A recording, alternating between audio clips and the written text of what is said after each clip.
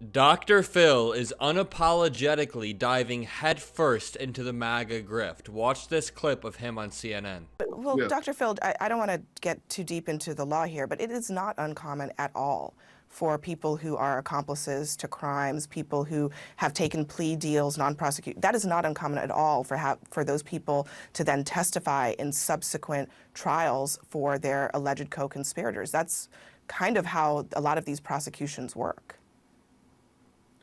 Well, really, give me examples of where that has been considered appropriate. I mean, look, prosecutors are prosecuting organized crime all the time, and in a lot of those cases, they are relying on co-conspirators to put people who are at the higher levels of the organization behind bars. I don't understand how you can say that because someone signed was not prosecuted, signed a non-prosecution agreement, that information or their testimony cannot be presented before the jury if they were a part of the alleged scheme.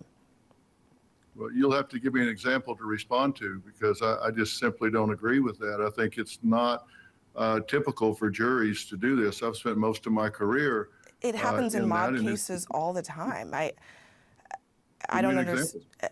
Look. I'll take Dr. Fauci over Dr. Phil any day. And I just want to say that Abby Phillips is completely right here. It is totally normal in both state and federal cases for accomplices to crimes to testify in a trial when somebody that they worked with is going down. And this case was no different. But Dr. Phil has become a full-throated MAGA sycophant. Last night he did an interview with Donald Trump that I covered, but I want to break down some pieces that people haven't really been talking about. This clip right here is beyond parody. I know you got a thick skin. You're not one of those people that's afflicted with the need to be loved by strangers. I get that. I think that's true. My question is not how do you do it. My question is why do you do it? Why do you, 'cause let's face it, I mean, you're a billionaire, you got a great family, you're a very dedicated father. People may not see this in you a lot because you keep that kind of private, but my question to you is why do you subject yourself to this? He's a very dedicated father who doesn't even know his son's age and struggles to make an appearance in his son's life. He has an amazing family who basically all failed to show up to his criminal trial. His amazing wife didn't show up a single time. He's a billionaire who fails to pay his taxes, then in the next breath will say that he's just like you and I. He's just a common man in America. He acts like he's anti-establishment when he is the establishment. Before you go, in the interview, there was a moment at which you said the argument that President Biden can't stop the Trump prosecution in Georgia because it's a state case, you called that an explanation for stupid people.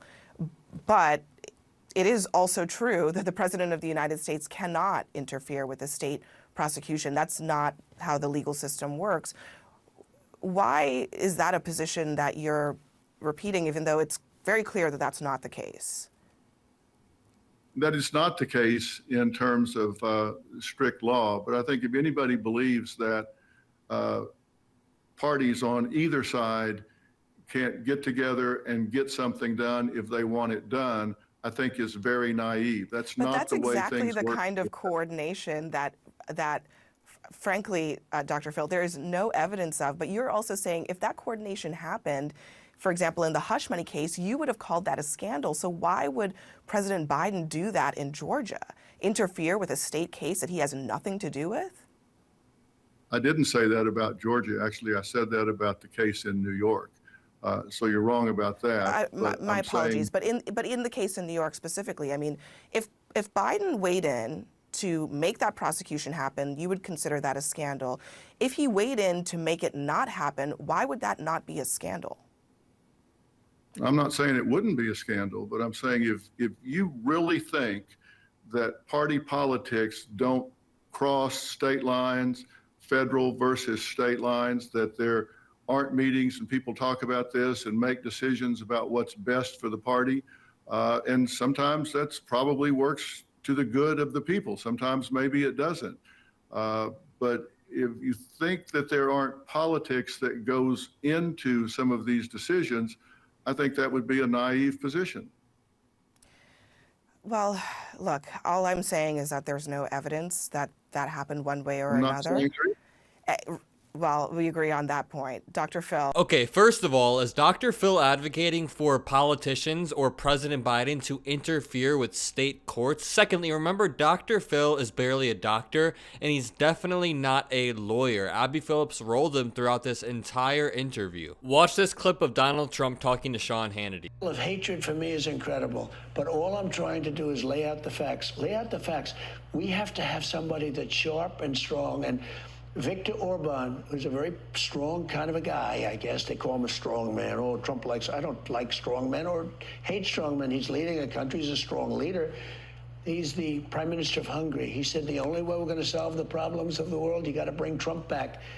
China was afraid of him. Russia was afraid of him. Look, I ended the Russian pipeline, Nord Stream 2, before I came in. Even you, nobody ever heard of Nord Stream 2. I said, they're building Nord Stream 2. Everyone said, what is that? It's the biggest pipeline in the world going to Germany. So once again, we hear Donald Trump praising the Prime Minister of Hungary, Viktor Orban, who effectively ended the liberal democracy in his own country and who the Heritage Foundation modeled the Project 2025 plan after. The Center for American Progress says, since assuming power in 2010, Viktor Orban and his party have systematically dismantled the pillars of liberal democracy in Hungary, steering the nation toward what Orban himself proudly labels as an illiberal state. And Donald Trump wants to do something very similar in the US. Project 2025 is a plan to appoint tens of thousands of loyal and vetted civil servants into positions of power, strip different agencies of their independence, and basically consolidate power within the executive branch so Donald Trump can end our liberal democracy and have more power than any other president has ever had. And they're all modeling it off of who Donald Trump was just praising, Viktor Orban. And Donald Trump likes to misinterpret this word strongman. I don't know if it's on purpose, but when someone says someone's a strong man in politics, that generally means they're an authoritarian leader who shows power through military control, shows hard power. And Donald Trump literally thinks it means a strong man. He's like, I don't like strong men, I like weak men sometimes. He does not know what these words mean. I still find it wild that people in the realm of politics still take Donald Trump's ideas seriously. I mean, he had no experience in politics throughout his entire life. He came in with these simplistic goals, these simplistic answers to very complex questions. He talks like a snake oil salesman all of the time. When there is a very complex problem at the border, he has the idea that like a 3-year-old would have, oh, just build a wall at the border. That is literally what my 5-year-old cousin would say in response to a complex question. And yet people still act like Donald Trump's policies, his ideas, they should be equal to President Biden's ideas, which are way better. I say this all the time on my channel, but if you sat down Donald Trump and you sat down President Biden and quizzed them both on the history of the conflict between Israel and Palestine, who do you think would do better? Because I think President Biden would run laps around Donald Trump and it wouldn't even be close. If you guys agree, make sure you leave a like on the video, comment a blue heart if you made it this far, hit the subscribe button, and have a great night.